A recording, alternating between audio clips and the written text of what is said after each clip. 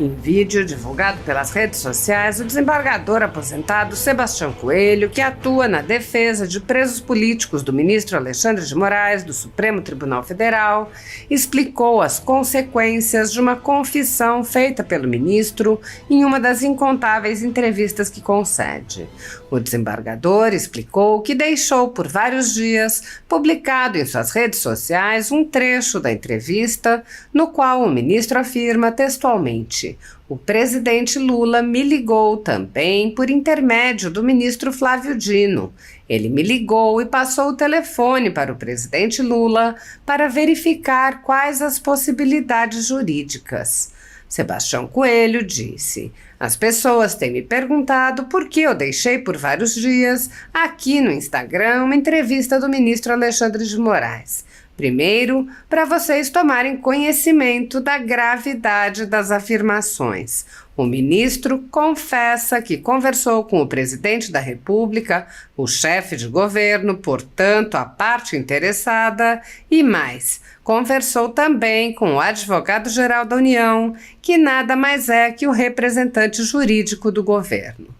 O desembargador explicou que uma confissão dessa monta tem consequências, que são o reconhecimento da suspeição do ministro, com a anulação dos processos em que atuou e sua responsabilização por crime de responsabilidade. Coelho disse: "Quais seriam as consequências dessa afirmação? Dessa confissão, na verdade? A primeira está no artigo 264 do Código de Processo Penal. Está escrito: o juiz dar-se-á por suspeito e, se não o fizer, a parte poderá fazê-lo, inciso 4, se tiver aconselhado qualquer das partes. O resultado dessa suspeição está no artigo 564 do Código de Processo Penal, que diz que ocorrerá a nulidade nos seguintes casos. Inciso 1.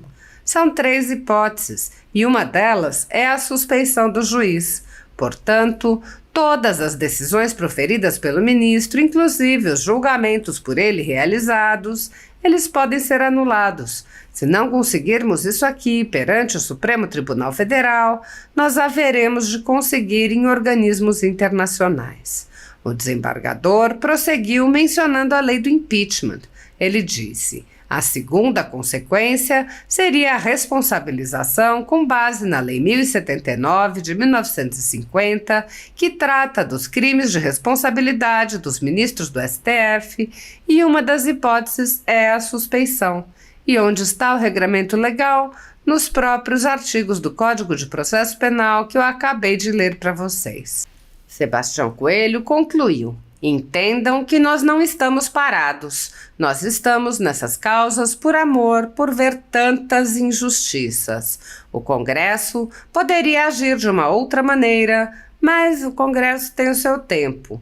Nós, da cidadania, que não concordamos com essas injustiças, temos que fazer a nossa parte." As prisões políticas após o dia 8 de janeiro são alguns dos mais recentes sinais de que no Brasil os cidadãos não vivem em uma democracia.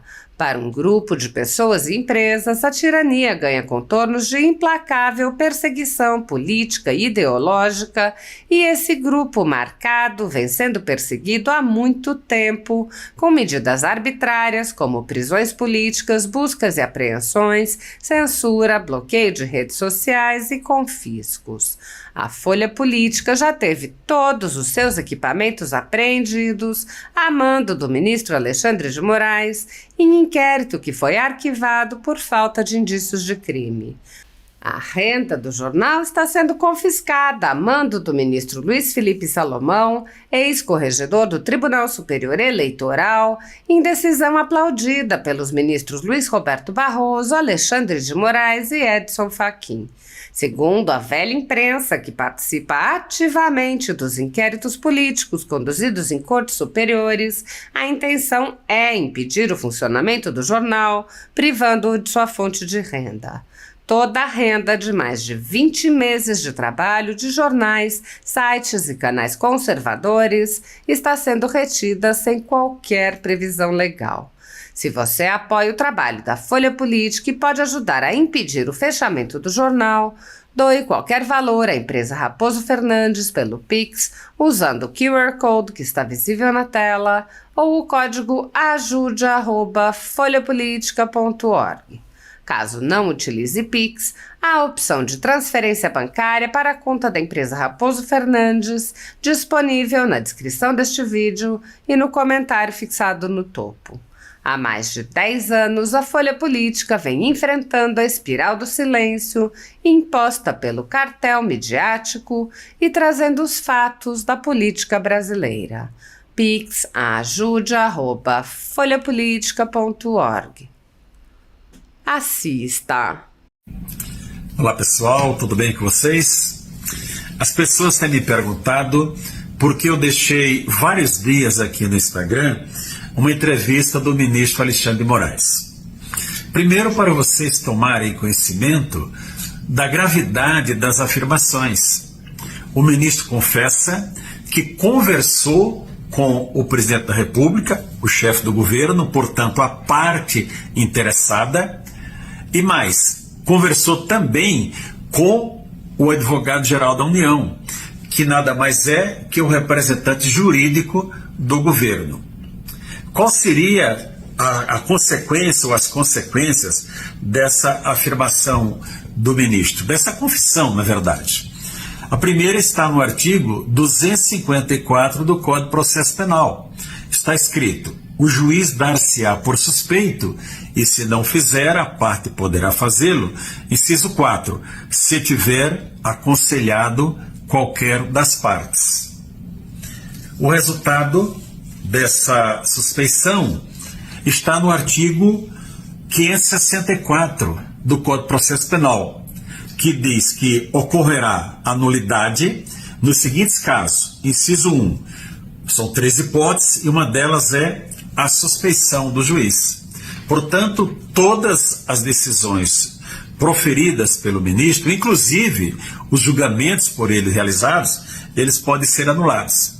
Se não conseguirmos isso aqui perante o Supremo Tribunal Federal, nós haveremos de conseguir em organismos internacionais. A segunda consequência ainda dessa fala seria a responsabilização com base na Lei 1079 de 1950, que trata dos crimes de responsabilidade dos ministros do Supremo Tribunal Federal, e uma das hipóteses é a suspeição. E onde está o regramento legal? Nos próprios artigos do Código de Processo Penal que eu acabei de ler para vocês. Portanto, pessoal, entendam que nós não estamos parados. Nós que estamos nessas causas por amor, por ver tantas injustiças. O Congresso poderia agir de uma outra maneira, mas o Congresso tem o seu tempo. Nós, da cidadania, que não concordamos com essas injustiças, temos que fazer a nossa parte. Vamos pelo Brasil. Paz a todos. Vai se completar um ano do dia 8 de janeiro, né? Que lições que ficam a respeito desse tema? O que nós vemos, eu tenho uma posição formada sobre o assunto, do que aconteceu, e é um assunto lamentável, uma página negra da história brasileira, o abuso que as autoridades fizeram, nesse caso específico. Primeiro, o ministro da Justiça sabia do ocorrido, tinha informações. O senador Esperidião, por uma comissão aqui do Senado, fez as indagações, mandou questionamento, recebeu informações que no dia 6 de janeiro o governo sabia do que estava acontecendo. Por que não tomou providências? A Força Nacional estava pronta, por que não agiu? Sabia quem viria. A NTT também tem informações de todos os dias, quantos ônibus chegariam aqui. Por que não tomaram providência? Por que o Palácio Planalto ficou desguarnecido? A guarda presidencial, eu não sei quando, na história desse país, a guarda presidencial não apareceu. Houve a CPI, e também foi tendenciosa. Por que o ministro Flávio Dino não compareceu à CPI? Por que ele não disponibilizou os vídeos? Essas questões são importantes. Eu não participei da CPI. Mas acompanhei e vi que nós éramos minoria. Tratoraram a CPI e não mostraram o que efetivamente aconteceu dia 8 de janeiro. Então é um fato lamentável. Hoje, pessoas com Bíblia na mão, como é que vão tomar o poder se não tinha um canivete no bolso, nem sequer um cortador de unha? Que poder você vai tomar? Então, é um fato para mim lamentável. As penas dessas pessoas, pessoas que nunca passaram na frente de uma delegacia, não tinham sequer um processo, pessoas presas, condenadas, dezenas, até 18 anos de sentença. Houve extrapolação do Supremo Tribunal Federal nesse caso. E o Flávio Dino também prevaricou como ministro do governo, que sabia e assistiu de camarote. Estava no seu ministério, vendo as pessoas de bem chegarem ao Palácio Planalto, ao Congresso Nacional e também ao próprio Supremo Tribunal Federal. Por que essa casa, Câmara e Senado, prepararam os seus agentes policiais? Se prepararam. Por que o Palácio Planalto não fez nada? Abriu as portas sem a guarda presidencial. Isso é lamentável que tenha ocorrido e lamentamos as penas absurdas que ocorreram nesse caso. Obrigada.